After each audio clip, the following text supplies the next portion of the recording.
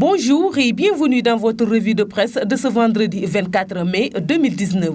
La relaxe prononcée en faveur du musicien Thione Seck dans une affaire de faux monnayage le visant est l'un des sujets les plus en vue dans la livraison de ce vendredi de la presse quotidienne.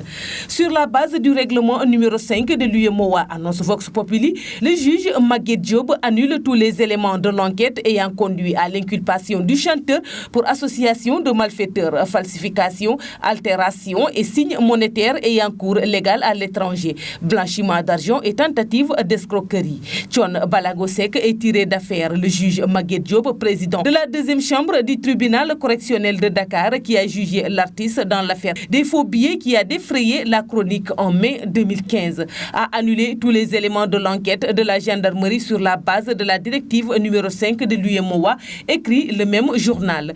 Il ajoute que la justice reconnaît ainsi, comme le demandait la défense de Thione Seck, qui ses droits ont été violés lors de l'enquête au regard de la directive numéro 5 de l'Union économique et monétaire ouest-africaine UEMOA.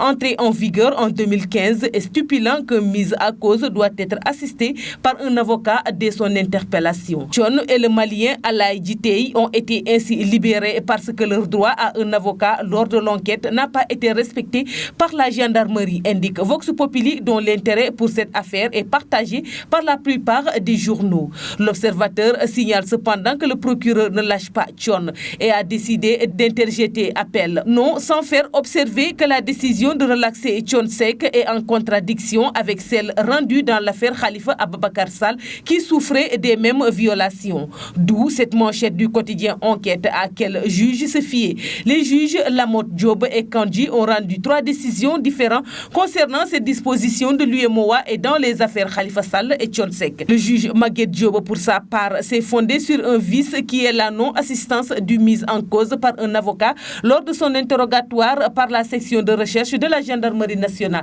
Pour relaxer Thione Seck, explique Sud Quotidien. Walf Quotidien revient sur un tout autre sujet portant sur le débat sur la nécessité de rétablir ou non la peine de mort au Sénégal, à propos duquel le journal parle de discorde chez les religieux. Touba, Léona et Diassane favorables. L'Église vote contre, souligne le journal. Suite à une série de meurtres qui ont ému l'opinion, plusieurs voix se sont levées au sein de l'opinion pour réclamer le rétablissement de la peine de mort abolie à la faveur d'une loi votée par le Parlement sénégalais le 10 décembre 2004. La politique n'étant jamais en reste dans les quotidiens, plusieurs journaux évoquent des sujets et affaires à l'image de Sud Quotidien. Macky Clone Diouf affiche ainsi ce journal en parlant des perspectives du dialogue national inclusif devant s'ouvrir le 28 mai. Décidément, le président de la République semble prêt à lâcher encore et encore du lest pour réussir son dialogue national inclusif.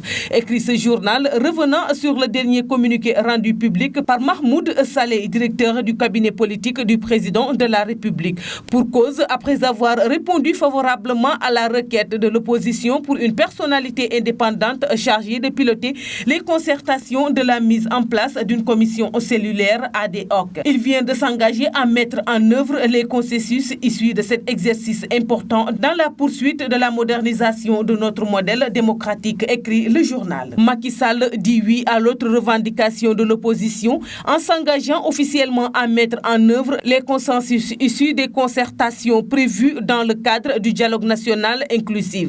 Relève de son côté le journal Le Quotidien. Macky met la balle dans le camp de l'opposition, affiche sur le même sujet Vox Populi. Macky dégage la voie, renchérit l'Observateur, mais ne manque pas l'occasion d'interroger à propos d'un responsable de l'opposition. La sincérité du pouvoir est sujet à caution, estime l'ancien juge Ibrahima Amidou Dème, président du mouvement politique dénommé Ensemble. C'est tout pour la revue de presse parvenue à la rédaction du groupe Média du Sud. Merci de nous avoir écoutés. Quant à moi, je vous donne rendez-vous demain. Au revoir.